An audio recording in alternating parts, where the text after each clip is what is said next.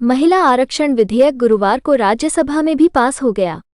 इस विधेयक के कानून बनने के बाद लोकसभा और राज्य विधानसभाओं में महिलाओं के लिए 1/3 सीटें आरक्षित की जाएंगी। आइए आपको इससे जुड़ी जरूरी जानकारी बताते हैं। फिलहाल लोकसभा में 78 यानी कि 14% और राज्यसभा में 29 यानी कि 12% महिला सदस्य हैं। अगर ये बिल पास हुआ तो अभी लोकसभा में मौजूद 78 महिलाओं का आंकड़ा बढ़कर 180 हो जाएगा।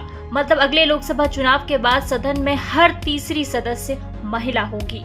ध्यान देने वाली बात यह है कि फिलहाल देश में किसी भी राज्य में 15% से ज्यादा महिला विधायक नहीं हैं। सबसे ज्यादा छत्तीसगढ़ में 14.44% महिला विधायक हैं। वहीं नागालैंड और मिजोरम में एक भी महिला विधायक नहीं है।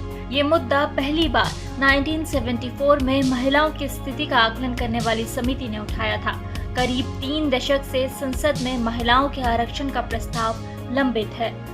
2010 में मनमोहन सरकार ने बिल को राज्यसभा में तो पास कर लिया, लेकिन लोकसभा में अटक गया। 2014 के घोषणा पत्र में भाजपा ने इसे शामिल किया। खास बात यह है कि विपक्ष भी मोदी कैबिनेट के इस फैसले का स्वागत कर रहा है। ये बिल लोकसभा और राज्य विधानसभाओं में महिलाओं को 33% आरक्षण का प्रावधान करता है। इसकी अवधि 15 साल की होगी, जिसे संसद बढ़ा भी सकती है। मेघवाल ने बिल पेश करते हुए कविता पढ़ी, सपने सब साकार करेंगे, नारी को अधिकार मिलेंगे, मातृशक्ति नेतृत्व करेगी, जन गण मन की शान बढ़ेगी।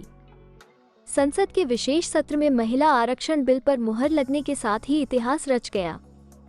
नए संसद भवन में पेश हुए इस पहले बिल को लोकसभा के बाद राज्यसभा की भी मंजूरी मिल गई। राज्यसभा में इस बिल के खिलाफ एक भी वोट नहीं पड़ा।